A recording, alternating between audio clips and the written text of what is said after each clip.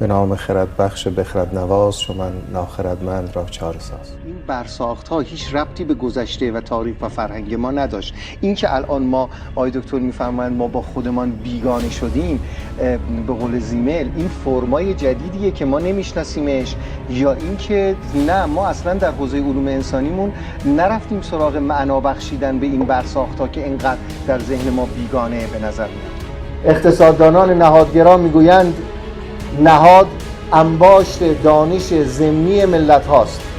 به نظر من همه آدم‌های هستیدار آدم‌هایی هستند که نگاه متفاوتی بر هستی دارند. مواجهه دانش جهانی رو با دانش بومی خواستم که برجسته بکنم و اینکه آیا ما میتوانیم با قرائتی که در دانش جهانی داریم، با اون شکل رقابتیش، با اون شکل سود محورش و فردگراییش، دانش بومی که اتفاقا بر اساس خرد جمعی حرکت میکنه و کاملا مشارکتی است، توی این لحظه مواجهه دانش بومی رو داشته باشیم.